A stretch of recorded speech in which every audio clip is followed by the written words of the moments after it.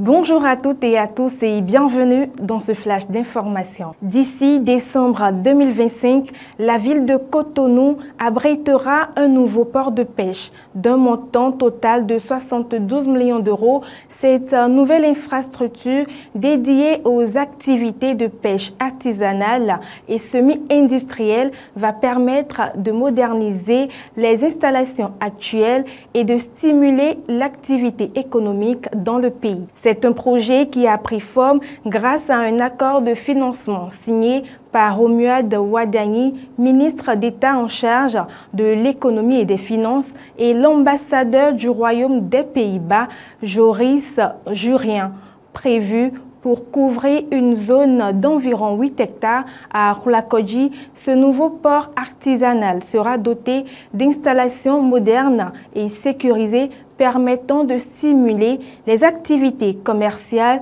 et d'augmenter considérablement les revenus des pêcheurs, mareyeuses et autres acteurs de l'écosystème. Il est à noter que le fonds néerlandais Invest International contribue généreusement à hauteur de 36 millions d'euros sous forme de dons.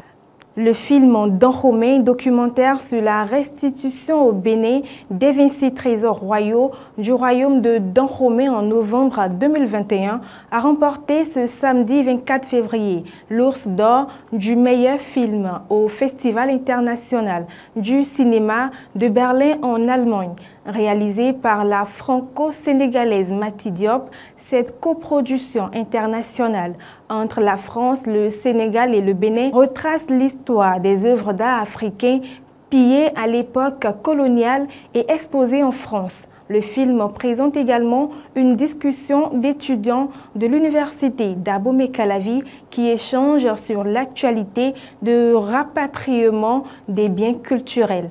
Il s'agit du deuxième film africain à remporter le premier prix de ce festival. La CEDEAO a annoncé ce week-end la levée avec effet immédiat des sanctions contre le Niger. L'annonce a été faite ce samedi 24 février lors d'un sommet extraordinaire tenu à Abuja, au Nigeria.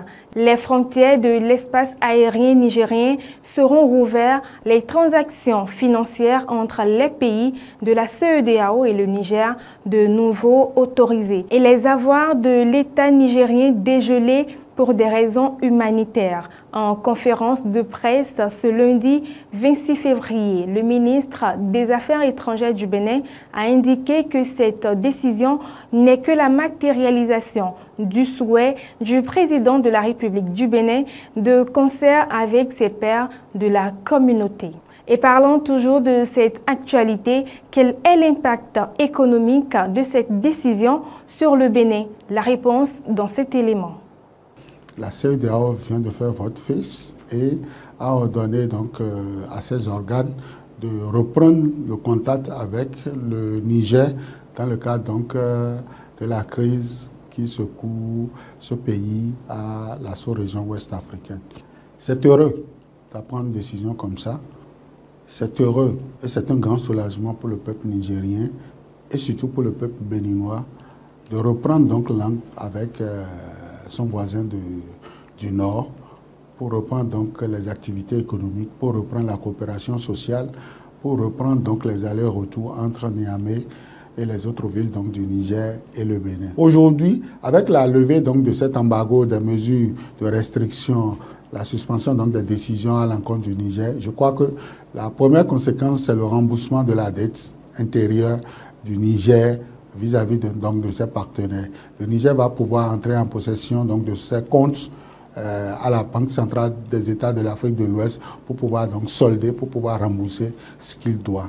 Au-delà de ça, le pays pourra disposer donc de la liquidité pour aller acheter ses produits, c'est-à-dire les importations. Le pays pourra faire face à ces importations, pourra faire des commandes, pourra lancer donc les biens de services et les biens de consommation dont il a besoin pour asseoir une politique de sécurité alimentaire, mais aussi une politique de développement privilégiée pour le commerce intra-régional et surtout le commerce entre pays voisins.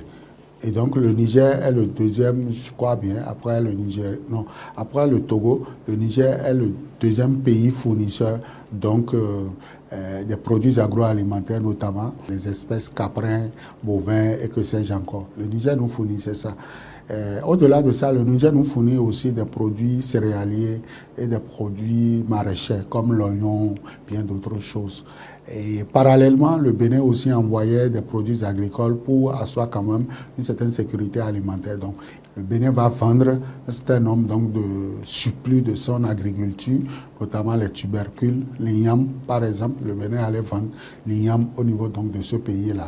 Et depuis la fermeture des frontières, il est difficile pour donc, ces deux pays-là, pour les commerçants et aussi les acheteurs, de pouvoir exercer cette activité librement. Désormais, donc, le Bénin pourra donc aller vendre ses surplus céréaliers. Les circuits de voyage, Las, Niamey et Cotonou, vient donc d'être redynamisé.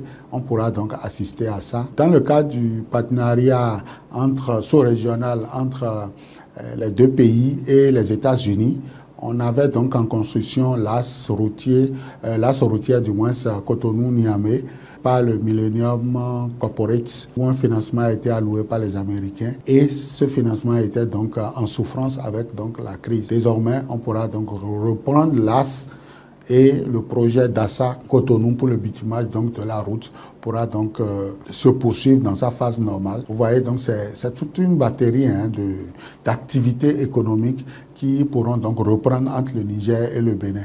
Et n'oubliez pas, le Nigérien, le Béninois, c'est soit le papa ou c'est la maman et c'est l'enfant qui en souffre quand la crise est là. Donc aujourd'hui, sur le volet social, les parents pourront mieux se fréquenter encore, pourront donc traverser les frontières sans anicroche, sans difficulté. Et c'est sur cet élément que nous mettons un terme à ce flash d'information. Merci de l'avoir suivi et à très bientôt.